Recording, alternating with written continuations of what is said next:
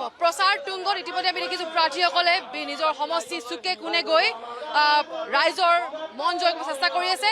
ইয়াত দেখাইছোঁ দিছপুৰ সমষ্টিৰ বিজেপি প্ৰাৰ্থী প্ৰজ্যোতি বৰদলৈ তেখেতে আহি উপস্থিত হৈছেহি হনুমান মন্দিৰত গণেশগুৰি, কাৰণ আজি যিটোকে আজি গণেশ হনুমান মন্দিৰ কাষত থকা যি হনুমান মন্দিৰ যি আছে হনুমান জয়ন্তী যিটোকে হয়, গতিকে হনুমান আজি জয়ন্তী যি উৎসৱৰ আজি এই পবিত্ৰ দিনাখন তেখেতে আহিছে আৰু ৰাইজৰ সৈতে কথা পাতিছে, ৰাইজৰ সৈতে মত বিনিময় কৰিছে।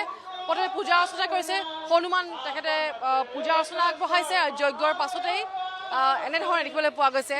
ভক্ত মই সদায়, কিন্তু মই এনেধৰণেৰে সৈতে মই সদায় মোৰ যিটো সংস্কাৰ, আমি ডাঙৰ দীঘল হৈছোঁ যিটো সংস্কাৰত, সেইটো মই বাহিৰত দেখুৱাই এডভাৰটাইজ কৰি নুফুৰোঁ, কিন্তু পূজা সেৱা আমাৰ পাৰ্ট অফ আমাৰ আপব্ৰিঙিং।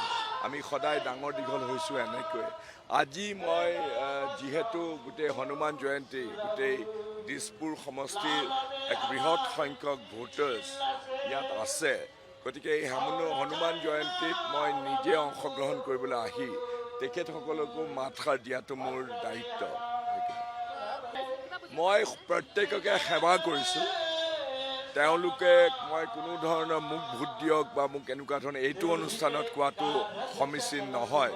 কেৱল মই তেখেতসকলক নমস্কাৰ কৰিছোঁ আৰু ময়ো যিহেতু ইয়ালৈকে আহিছোঁ হনুমান জয়ন্তীত আমাৰ হনুমানজীৰ ইয়াত পূজা কৰিবৰ কাৰণে, গতিকে মই সকলোকে একোজন মোৰ সহযাত্ৰী হিচাপে, ভক্তপ্ৰাণ ৰাইজ হিচাপে, যিহেতু তেওঁলোক চব মোৰ সমষ্টি, চবকে মই নমস্কাৰ জনাইছোঁ।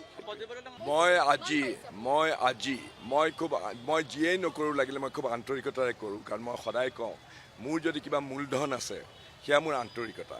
গতিকে যেতিয়া মই দিছপুৰ সমষ্টিলৈ জনপ্ৰতিনিধি হ'বলৈ কাৰণে ভাৰতীয় জনতা পাৰ্টীৰ প্ৰাৰ্থী হিচাপে আহিছোঁ, মই খৰচি মাৰি যোৱা 10 দিনত দিছপুৰ সমষ্টিৰ বেলেগ বেলেগ অঞ্চললৈ গৈ, বেলেগ বেলেগ ৱাৰ্ডলৈ গৈ আৰু ভোটাৰ ৰাইজৰ, সাধাৰণ ৰাইজৰ, বিশেষকৈ যুৱ প্ৰজন্মৰ লগত মোৰ ভাৱৰ আদান প্ৰদান কৰিছোঁ। আৰু মই কেনেকৈনো বিচাৰোঁ দিছপুৰ সমষ্টিটোক আগুৱাই লৈ যাবৰ কাৰণে, সেই সম্পৰ্কে মোৰ দৃষ্টি পৰিসৰৰ এক কাৰ্যসূচী মই প্ৰস্তুত কৰিছোঁ আৰু সেই প্ৰস্তুত কাৰ্যসূচীয়ে মই আজি মুকলি কৰিম আবেলি 4টা বজাত।